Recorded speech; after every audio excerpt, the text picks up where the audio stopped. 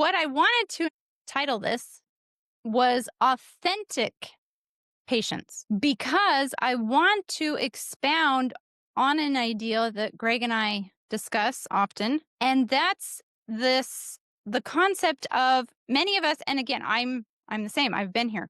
Many of us talk about like, well, I want to be more patient, or I want to um practice more patience, or or I tried to be patient in this moment.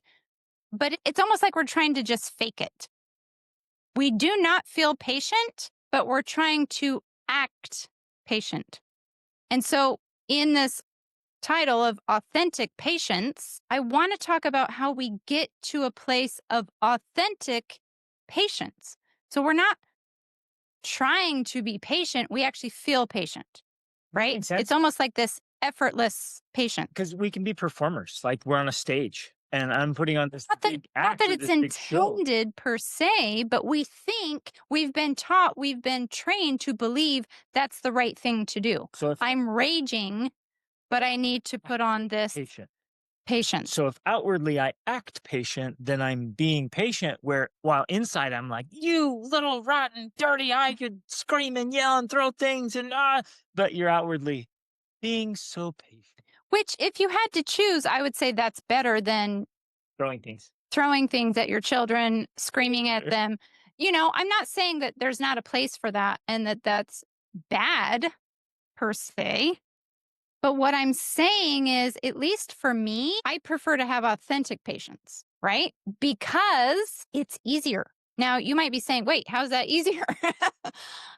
I've learned that's actually easier because I'm not using my willpower. I'm not gritting my teeth to be patient. I'm actually just coming from a place of patience. And we're going to walk through, of course, well, how? How do we do that? How do we get to that point? Because it's a journey. You don't change destinations overnight, but you can begin to change directions so that we can learn to parent from a place of authentic patience. Sound good?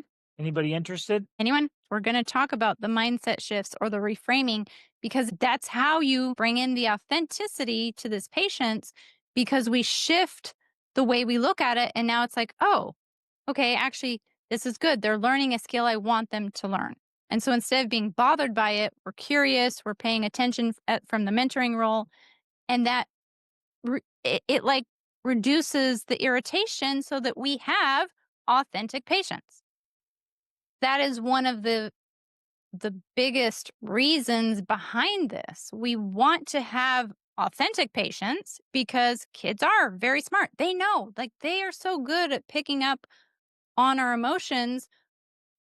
They don't know how to tell us that, That's what I was going to say. but they are aware of it. Trust me. So it's important for us to be authentically patient, because otherwise they learn. And then the sad thing is, but this is how kids are, they learn then how to do that themselves. So then they learn to kind of mask emotions rather than process emotions. And ultimately, what we want is for ourselves and our children to process emotions, not to mask them, because that's the thing we're supposed to do. We're supposed to be polite. We're supposed to be patient, even if we don't feel like that. We have to pretend because it's expected socially, whatever. I think I just thought of the perfect example. When your kids want to help out and you know by them helping out, it's going to take a lot longer and it's going to be a lot harder. Very often when our kids help, it's not very helpful. And so we might say yes because, we're thinking, well, this is what we're supposed to do, mentoring our kids here. But if the whole time we're genuinely feeling impatient and bothered, man, kids will pick up on it and it will not be long before they stop wanting to help. Yeah.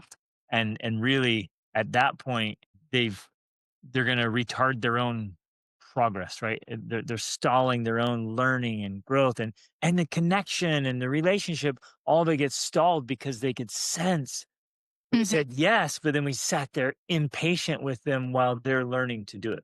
Right. Yeah. Okay. So how do we get to a place of authentic patience? And really that comes by removing the blocks that get in the way of having patience, the things that drain us, the things that bring in the irritation, the annoyance. Because, yes, there is a time and place where you face annoying things and you practice patience. But in daily family life, the key is not to have that be the constant. If we're constantly having to grit through and be patient, right? That's not the ideal. The ideal is we remove those things that bring the irritation so that we exist as a family in a state of calm, peace, patience, and love. And that is possible when we learn how to remove and clear out the things that are standing in the way. Um, so it so that means like, of course, figuring out the things that drain your own bandwidth, right? Because we all have energy that's renewable, but it also gets drained. It's just like your phone battery, right? You have to charge your phone if you want it to keep working. We have to charge ourselves if we want to keep being patient or calm, right? We can't just get down to the red in our battery and then expect ourselves to be calm and patient. At some point, you're literally just going to burn out and die. Um, And let's be honest, some of you are operating with your phone in red mode all the time. You're just perpetually having a battery under 20%, yes. right? Anybody guilty? And it's honestly, when you learn how to do this, it's so much easier to parent from patience because your battery's in the green. And trust me, that's easier.